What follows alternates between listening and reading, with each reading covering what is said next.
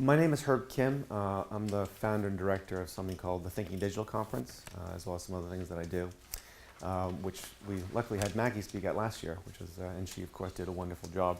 The video is online if anyone cares to look at it. Enough of a plug on Thinking Digital, though. So I'll try my best not to. We had a really spirited discussion. I'll try my best not to repeat. Naturally, going last, we'll have repeated a lot of what's already been said. So I'll do my best to kind of edit that out as I go along.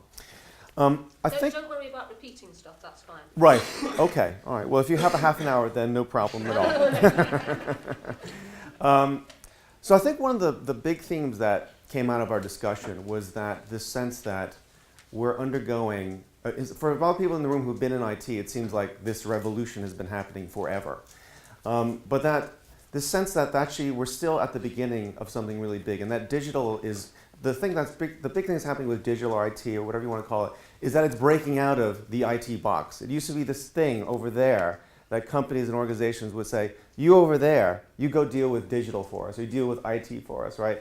And that people are starting to realize, actually, no, it's actually touching, it's inescapable, right? It's touching everything now, whether you're an artist trying to iterate new work, or obviously if you're in technology or you're in the sciences or whatever field that you're in, or education, it's kind of unavoidable now. And that's the kind of, there's a lack of urgency about that this is a big thing that's happening now, and that looking back 50 years back from today, the countries that are going to be taking the lead are the ones who have embraced this today, versus those who have been on the other side of the so-called digital divide are the ones that perhaps said, don't worry about it. It's, the techies will take care of it, and so on and so forth. And so I think to some extent, this is a problem, or not a problem, but an opportunity for our leadership, which I think ultimately is the audience for this discussion, is that we looked at Tech City and we thought, well, a few years ago, or a couple years ago even, a lot of people really sort of poo-pooed that whole London Tech City thing as being a government initiative, it's going to be, and it still has, it's not perfect, but it has done some good things for London and for the international reputation of London, and also hopefully for the wider UK.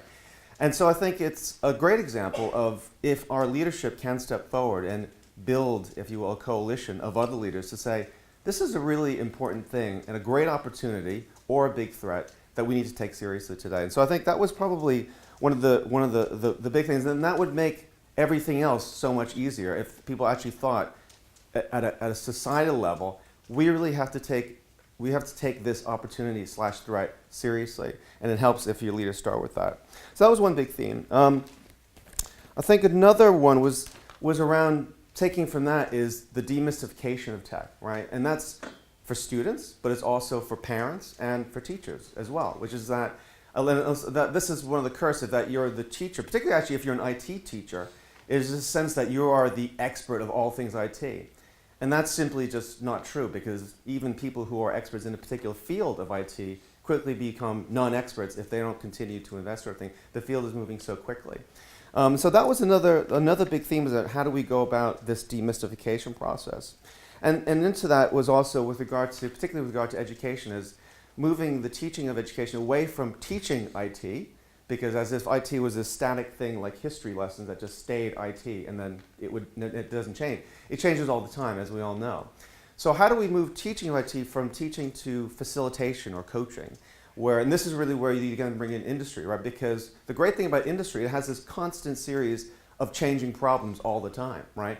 And so could we bring, and this is maybe, instead of talking about generalities like forging links, is how do we actually get businesses to bring problems into the educational problems so that kids are actually learning, or students or graduates or whoever are actually learning about problems in real time.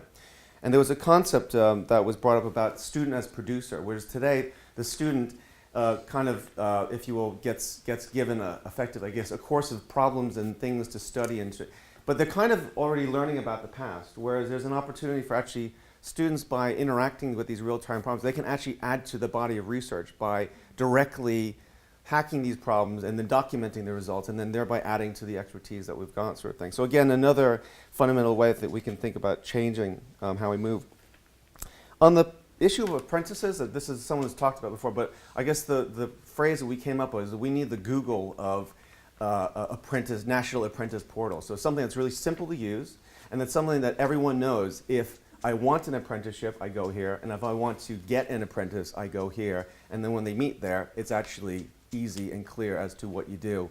and so that you've got that. Hopefully, I'm sure it's going to be a lot much more complex than how I just put it, but yeah.